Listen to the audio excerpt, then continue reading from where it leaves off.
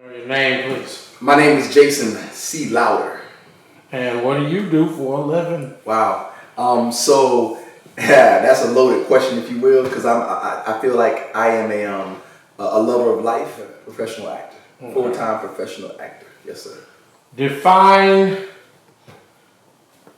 what is chocolate rain to you. Chocolate rain is a movement. I think that's the best way I can define it. And inside of that movement, you have these an amazing group of individuals who are all talented and gifted in their own right and perspective, and they are pushing forward to to break the system and to create a whole new type of system. You know what I'm saying? I really believe that that's the impetus of Chocolate Rain. Which is amazing to me because it's a family as well. You know what I'm saying? When you say break the system, yeah. For those people that don't understand, first of all, tell them what is Chocolate Rain. Chocolate Rain is a company. It's a film production company. It's a film production company that creates, develops films. It's also a book company. It's Chocolate Rain. It's this entity that is an edutainment company. I'll say that. It's an edutainment company. And so the different aspects of that, the different pillars of edutainment being film, some being books, and then you have the music. So it's different. There are different tiers, different levels of Chocolate Rain. So that's how it falls into that business aspect. I think that's the best way to capsulize. That's what they say. Capsulize. Capsulize. Capsulize the Chocolate Rain entity, the Chocolate Rain behemoth. You played Nat Turner for the film Chocolate Rain. How did that come about?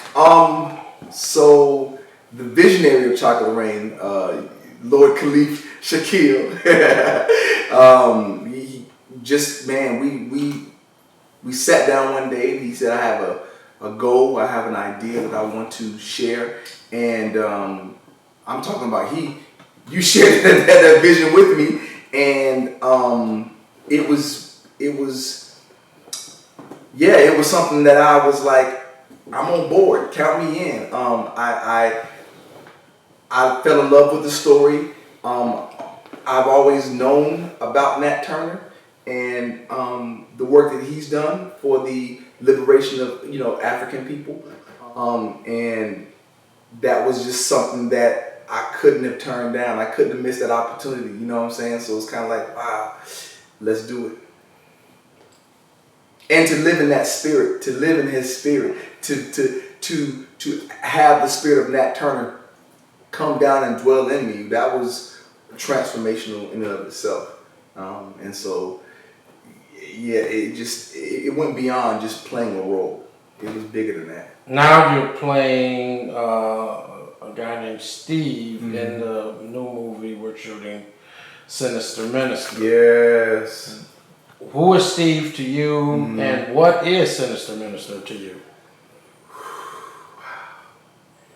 So when I read Sinister the first time, it was kind of like, yo, Khalif, we gotta get this brother some protection because he's bringing out the big guns. But no, it was a powerfully written script, and it touched on so many different things that we're dealing with now as a society.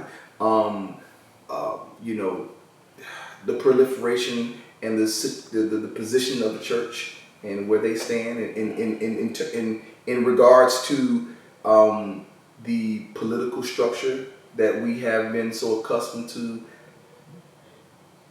believe and have been kind of cajoled to work with.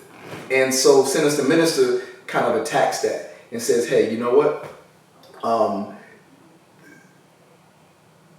What if the church was controlled by a greater entity than we know, and now that entity is specifically plotting to do certain things that we are shown by the media as, oh, the coronavirus. No, that's a whole nother, that's another group of people.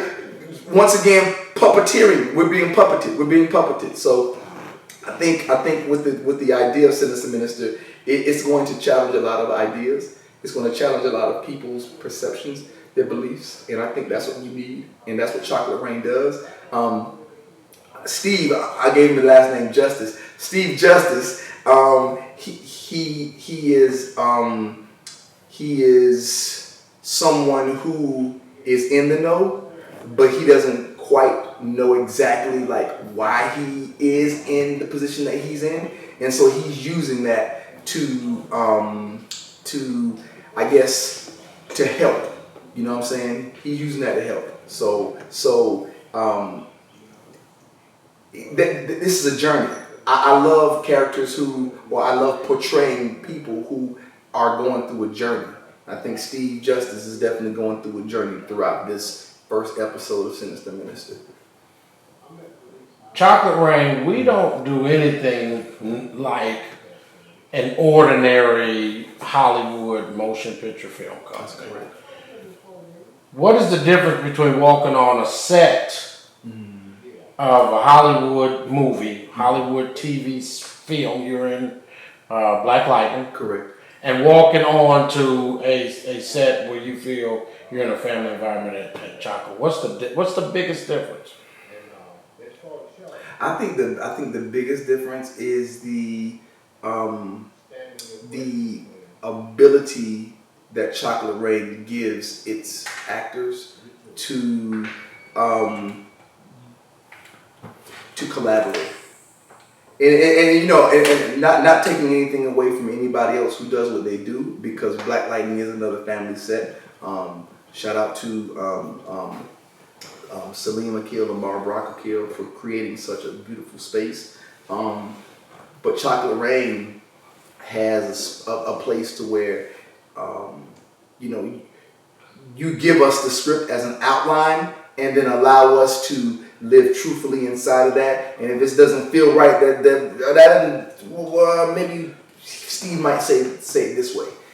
That liberty is given to us, and we don't have to be like, oh no, I messed up. No, it's like, oh no, it's collaboration. If that's how you feel, then okay, let's do it again and say how you feel. And it's like, hey man, that's an actor's dream. Honestly, it's like, oh, okay, word. So I think that's the beauty of what the space that is set with Chocolate Rain. When you walk onto a Chocolate Rain set, is very liberating.